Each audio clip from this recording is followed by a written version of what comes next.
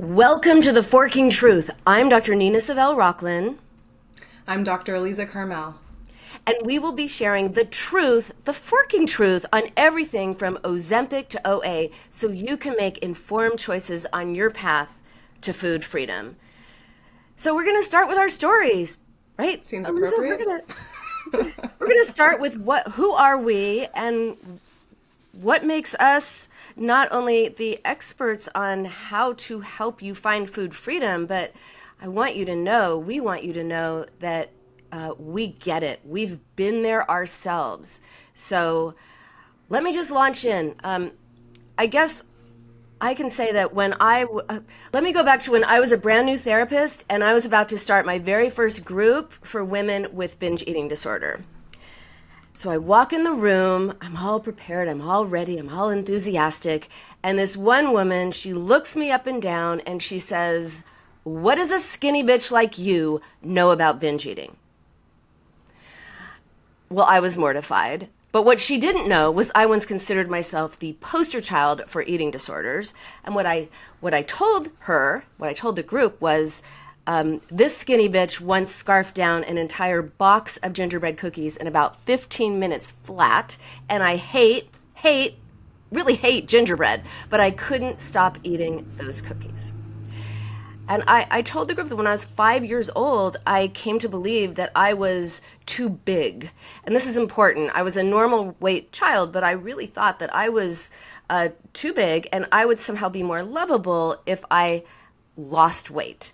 And that was the start of my descent into eating disorder hell. So by the time I was a teenager, if you look at my journals from that time, every page is filled with numbers. Every page is filled with numbers. Calories I ate, calories I burned.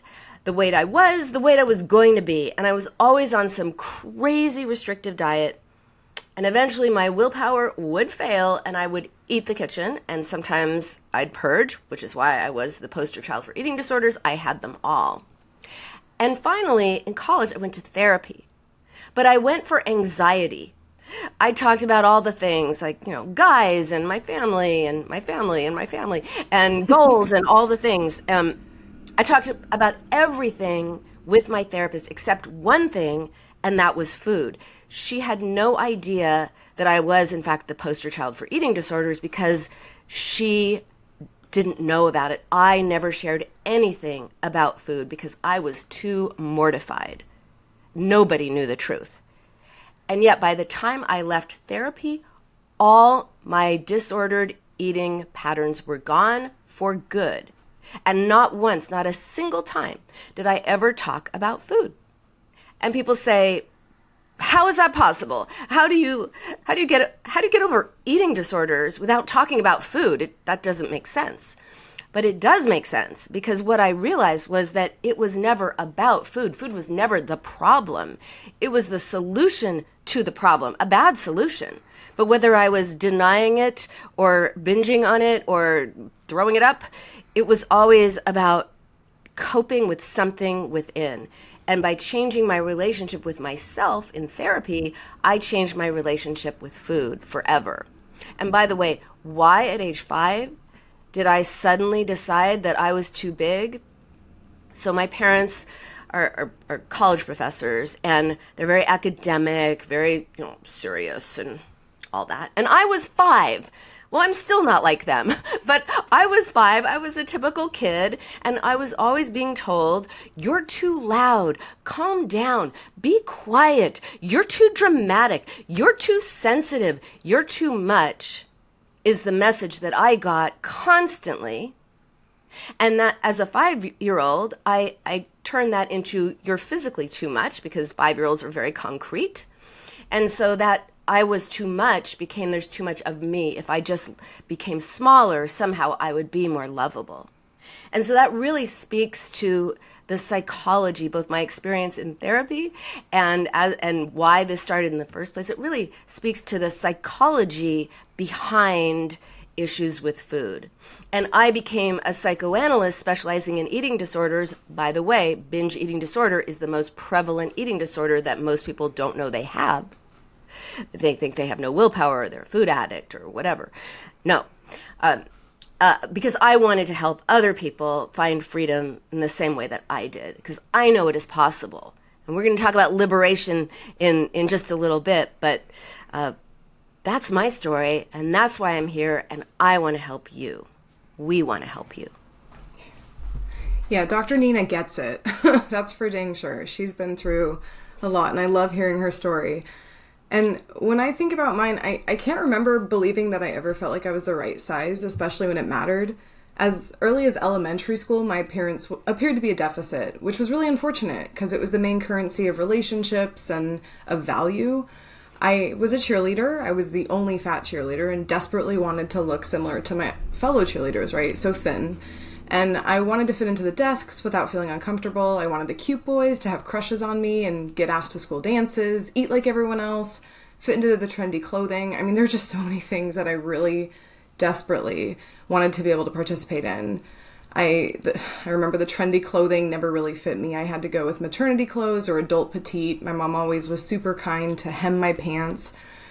And my weight was just always taking a huge amount of my brain's real estate, which felt completely unfair. I didn't really get to focus on anything that kids were focusing on. I was just always thinking about how much I weighed and what I needed to do to weigh less. The first time I remember thinking I was fat, though, and that fat was wrong, which those are two different times, is when I was cheering, and I was in elementary school, so super young, innocent, and I was at a football game, and a football player called me fat in front of this huge audience, his team, my cheer squad, all the parents that were there. I was completely humiliated, and just everything shattered for me. Before that moment, I recognized that there was a physical difference between me and the other cheerleaders, but I just didn't realize that it was uncool, unattractive, and now worth being made fun of. And from that point forward, I was frequently receiving weight-centric messaging from all sorts of places. Football players, of course, teachers, coaches, television, clothing stores, popular kids. I mean, it was just constant and everywhere. And that's why I started dieting in 5th grade. And my weight fluctuated from then on out. This pervasive thought, you need to lose 20 pounds and then you'll be accepted, you'll be cool, you'll have friends, you'll become someone's girlfriend, you'll be belonging, right? You'll find some clique that's cool.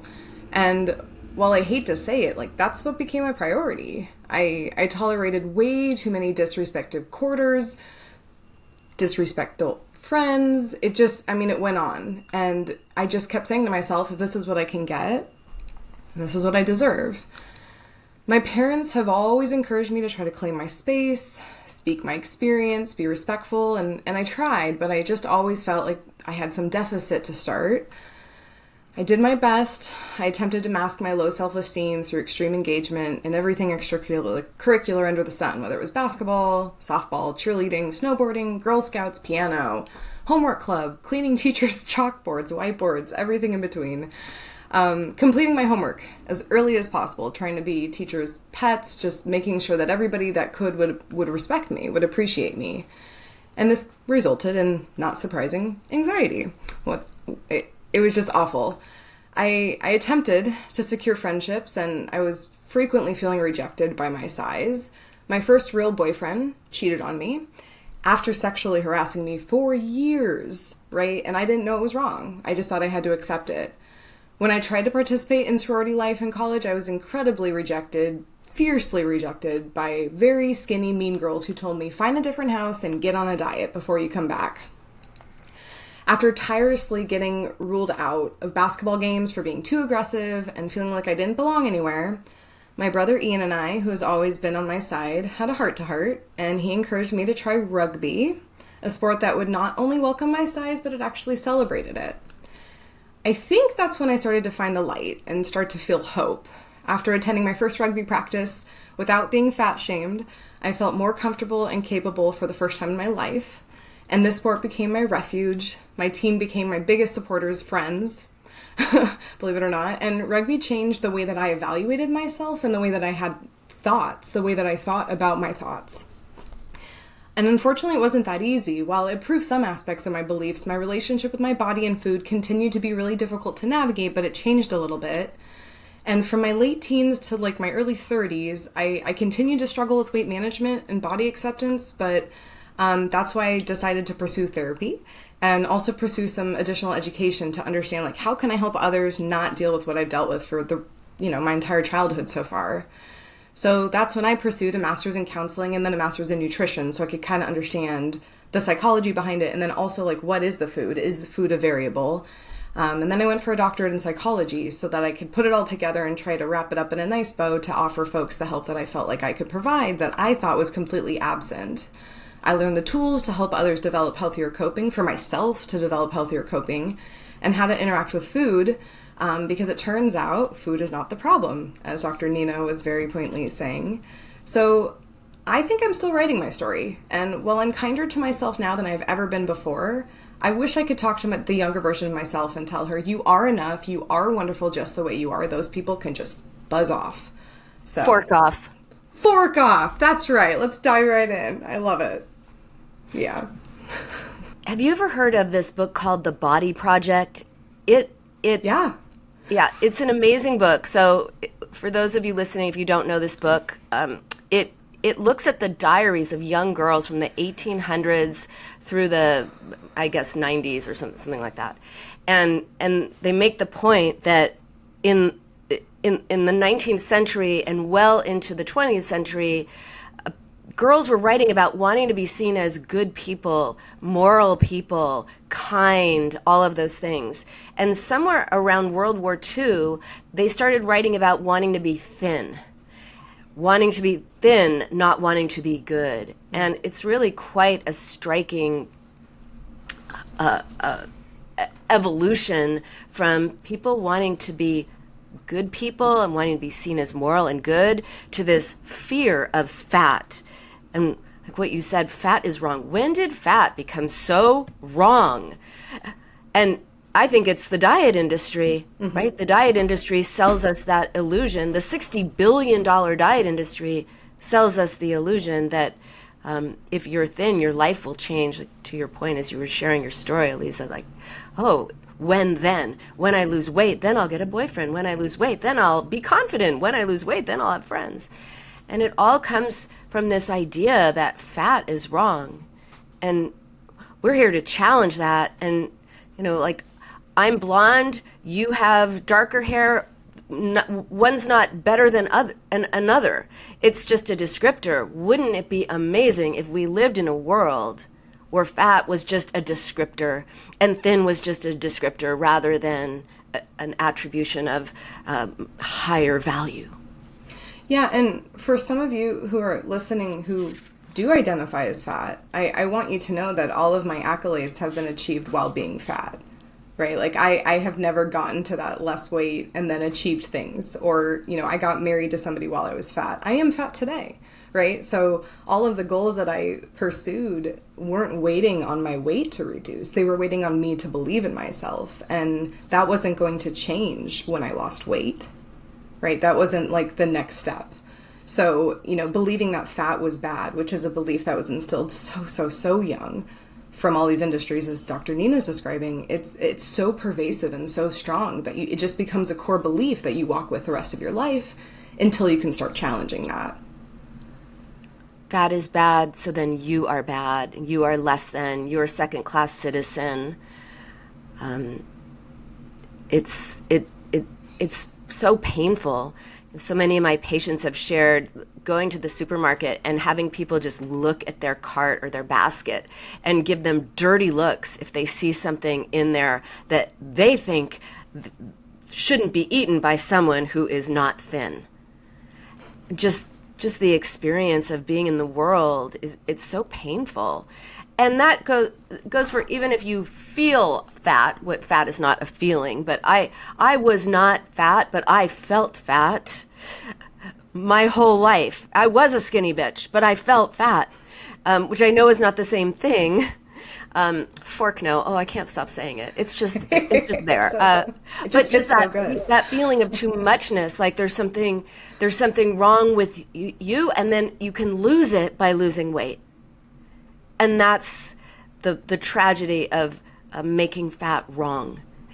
You can lose the qualities about yourself. If you think that you are not I don't know, you don't have friends because you're not nice enough, or whatever it is you think. Somehow by losing weight, what a superpower, you can gain qualities, personality qualities, simply by losing weight. Or you can lose the parts of yourself you don't like just by losing weight. That's the unconscious fantasy that the diet industry promotes. And we're here to say, guess what? You know what? When you lose weight, there you will be. Oh, I had a patient who, her grandmother was always saying, oh, when you lose weight, you're going to have guys circling the block to want to date you. You have such a pretty face. And she lost weight. She lost about 150 pounds. And one day she came in and she said, it was so Charlotte and Sex of the City. She's like, where are the men? Where are they? I lost weight. There's no line around the block. Where are they? Guess what? Losing weight is not enough to make you appealing to somebody, because they're probably interested in something more than the number on the scale. Yeah, confetti will not drop from the ceiling when you get to your goal weight. It's just not how that happens. You don't just become a golden citizen when you are no longer fat. It just does not work that way, despite what they want you to believe. That is the forking truth. And people don't treat you that much better. They just treat you differently. Yes, people treat you better in some ways, but that doesn't make you feel better about yourself. Yeah, and the few times I've lost a few pounds, people are always like, oh, hey, something looks different. It's like, I'm still the same person underneath, right? It's just a facade. But it certainly isn't something that should be scrutinized. And it is. It impacts the way that people treat you. It impacts hiring. Fatness impacts the way that you feel viewed at the gym, in clothing stores and grocery stores. I mean, fatness is evaluated frequently. Size, appearance, right? I mean, whether you feel fat or you are fat, it follows you everywhere. And that's because of the message that's associated with it. And we're here to try to challenge that, because it's way more complicated. There's way more going on. It is not the fatness that is bad. And yes, and if you want to lose weight, we're not saying don't lose weight. If you want to lose weight, and we're going to get into this later, because as eating disorder therapists, you're not supposed to support weight loss. What the fork?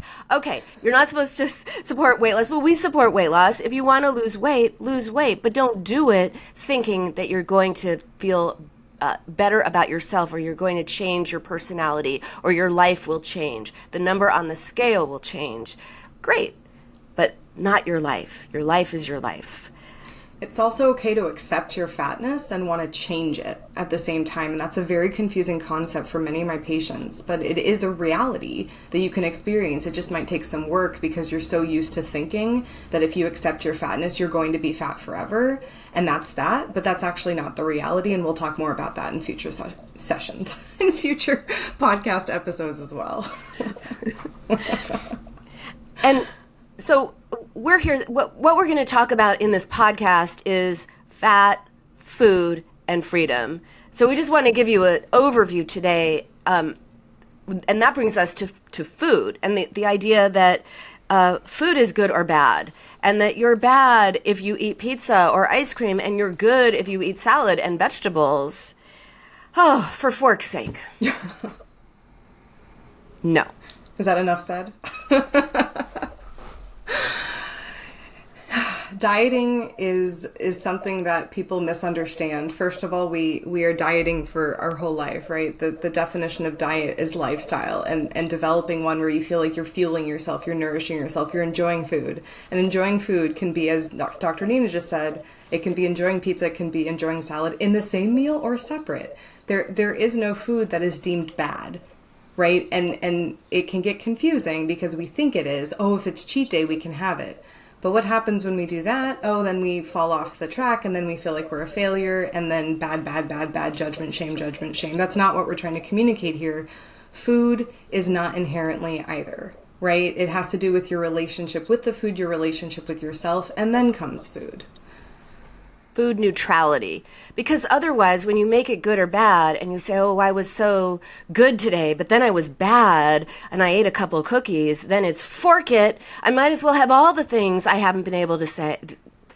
I might as well have all the things I haven't been able to eat. So yeah, I had the 2 cookies. So now I'm going to have the ice cream, the bread, the cheese, the thing. Let me order pizza, whatever it is. Then it becomes a full-on binge when all you had was 2 cookies or whatever. And that does not mean the day is ruined. This black and white thinking just leads to the diet binge cycle. And that's why we want to normalize food for you so that you can actually enjoy it.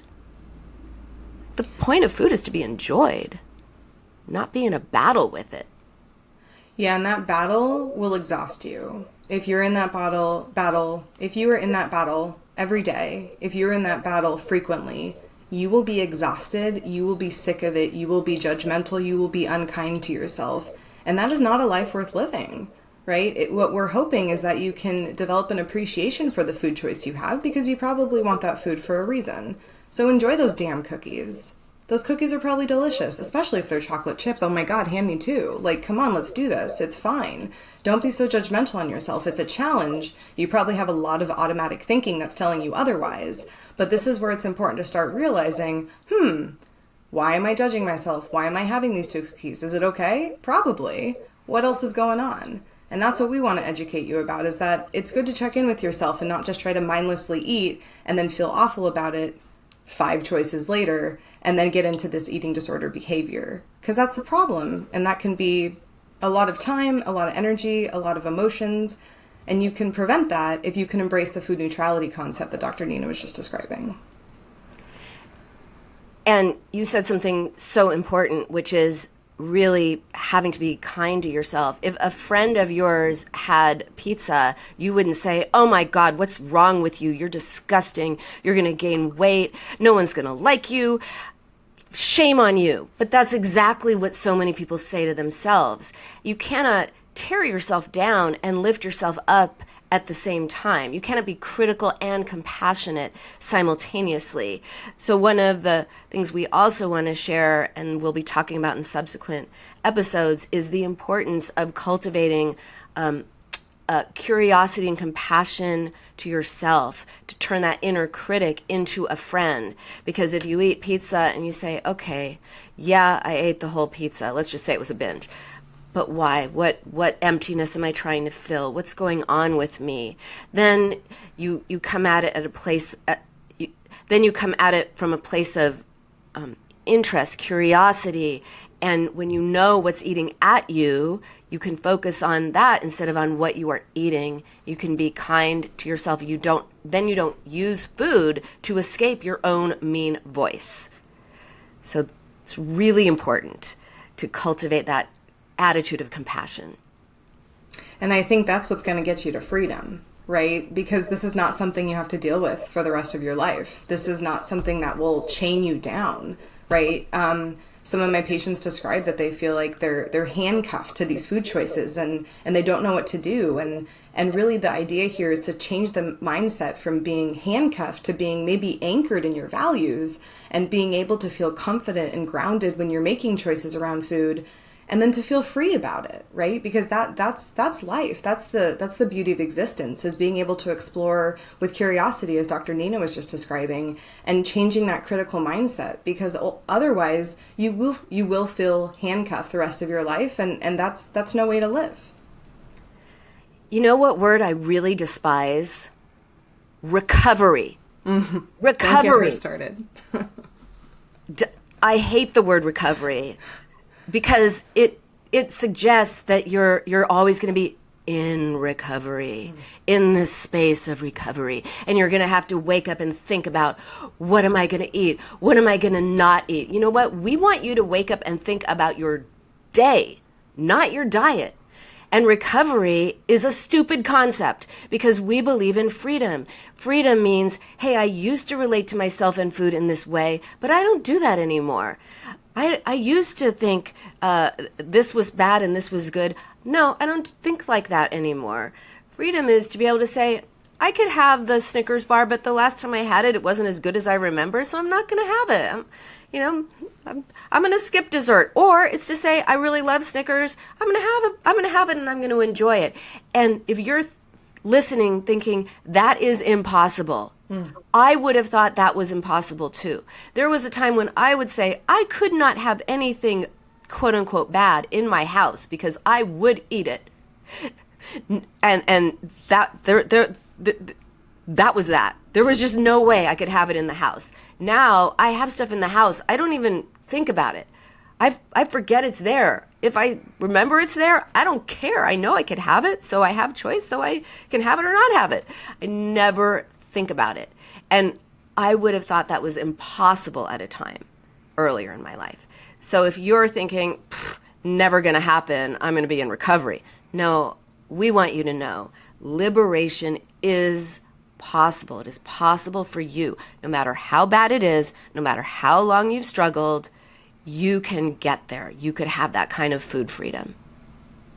And freedom won't include, muting out the voices of society, right? Like those voices will be there. The diet companies will probably last and continue to promote their messaging that we talked about earlier, right? Like freedom does not include muting those, but what it might include is acknowledging that those messages are actually very unkind, that they're founded on marketing and that they just want to make money, and that you can be fat and be free, right? And you can be less fat and be free. It's okay to want to change your weight while pursuing freedom. And that was a concept that was very difficult for me to understand as somebody who has been on diets my entire life, and realizing, wait a second, I don't have to feel like I'm constantly chasing something and never getting there. I don't have to constantly feel like if I'm fat, I am failing. And today I feel like I'm in a mind state of fatness and freedom. And that's not a concept that they want you to hear. They meaning the diet culture, just all of the messaging that we're surrounded by. So yeah, okay, I'll hear noises and opinions from time to time that might challenge the freedom that I'm experiencing, but it can't beat me at this point. I don't feel like they can get through what work I have done and what freedom I have achieved. And that is liberation to me. That is a state of feeling like I understand me, I understand my value, and I understand the audience, and I understand all the voices. And that is something that no diet taught me. That is not something that I achieved because I ate the right foods and stayed away from the wrong foods. And that is a status that was never educated, right? Because it's something that you have to pursue by using the tools that we'll be talking about in future podcast episodes. Freedom is possible. It is forking possible. You're going to get really sick of me saying that, but I just can't help it. It's so satisfying. It's the forking truth. It's the forking truth. So join us for more candid conversations and forking truth on what's eating at you, what to eat, and how to find food freedom. It is possible. We found it, and it is possible for you too.